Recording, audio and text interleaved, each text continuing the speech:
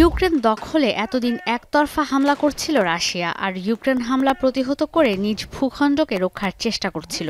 2 বছরেরও বেশি সময় ধরে চলা ইউক্রেনে রাশিয়ার সেনা অভিযানের দৃশ্যপট পাল্টেছে। ইউক্রেনে পুরোদমে সেনা অভিযান শুরুর পর এই প্রথম রাশিয়ায় সর্বোচ্চ পরিসরে হামলা চালালো কিয়েভ। রুশ প্রতিরক্ষা মন্ত্রণালয় জানায় 15টি অঞ্চল থেকে 150-রও বেশি ড্রোন ভূপাতিত করেছে তারা। এর মধ্যে ছিল রাজধানী মস্কো ও এর আশপাশের এলাকা।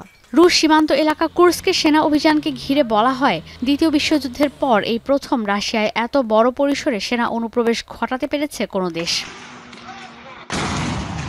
রোববার ইউক্রেনের ড্রোন হামলায় একটি জ্বালানি তেল পরিশোধনাগার ও একটি বিদ্যুৎ কেন্দ্রে আগুন ধরে যায়। এই ড্রোন হামলায় বড় ধরনের ক্ষতি না হলেও বেলগরোদে আহত হন বেশ কয়েকজন। এদিকে প্রতিশোধ হিসেবে ইউক্রেনের খার্কিভে ক্ষেপণাস্ত্র হামলা চালায় রাশিয়া। আহত হন প্রায় অর্ধশতাধিক। ইউক্রেনের দাবি ব্যালিস্টিক ক্ষেপণাস্ত্র ব্যবহার করেছে রাশিয়া। খার্কিভে হামলার পর পশ্চিমাদের ইউক্রেনকে সহযোগিতায় আরও সমরাস্ত্র দেওয়ার আহ্বান জানিয়েছেন প্রেসিডেন্ট ভলোদিমির জেলেনস্কি। জেলেনস্কি বলেন, এক সপ্তাহে ইউক্রেনে 160টি ক্ষেপণাস্ত্র, 780টি গাইডেড এরিয়াল বোমা ও 400 ড্রোন দিয়ে পুরো দেশের বিভিন্ন শহর আর সেনাবাহিনীর ওপর হামলা চালিয়েছে রাশিয়া। Сьогодні знову Росія по звірячому ударила по Харкову. Станом на цей час майже 50 постраждалих, усім надається необхідна допомога. Рятувальники продовжують розбирати завали.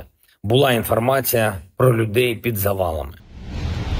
যদিও ইউক্রেন বারবার পশ্চিমাদের কাছে সমরাস্ত্র চেয়ে আসলেও পেন্টাগন জানিয়েছে দূরপাল্লার ক্ষেপণাস্ত্র আর ইউক্রেনের প্রত্যাশা করা উচিত নয়, কারণ এই ATACMS ক্ষেপণাস্ত্রের মজুদ পশ্চিমাদের কাছেই সীমিত, আর এই ক্ষেপণাস্ত্র তৈরি সময়সাপেক্ষ। এদিকে কুর্স্কে অব্যাহত আছে ইউক্রেনের সেনা অভিযান। এখন পর্যন্ত প্রায় 1300 স্কয়ার কিলোমিটার এলাকা দখলের দাবি করেছে কিয়েভ। আটক করা হয়েছে প্রায় 600 রুশ সেনাকে। অন্যদিকে রাশিয়াও ইউক্রেনের পূর্বাঞ্চলে দোনেৎস্কে সেনা সক্ষমতা বাড়াতে শুরু করেছে। ইউক্রেনকে পশ্চিমারা সমরাস্ত্র সহায়তা অব্যাহত রাখায় বরাবরই ক্ষুব্ধ রাশিয়া। রুশ ভূখণ্ডে ইউক্রেনের হামলার পর মস্কো জানিয়েছে, পশ্চিমারা যুদ্ধ পরিস্থিতি যেভাবে উস্কে দিচ্ছে তাতে পরমাণু অস্ত্র ব্যবহারের ডক্ট্রিনে পরিবর্তন আনবে রাশিয়া।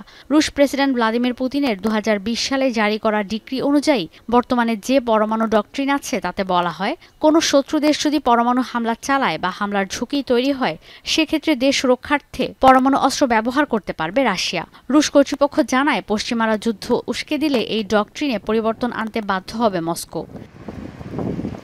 ঈশিতা ব্রহ্ম, এখন বিশ্ব। সানবিট সব দিবে সামাল। সানবিট ম্যাজিক প্রেস ডিশওয়াশিং এর মাথা ঘোরানো সলিউশন।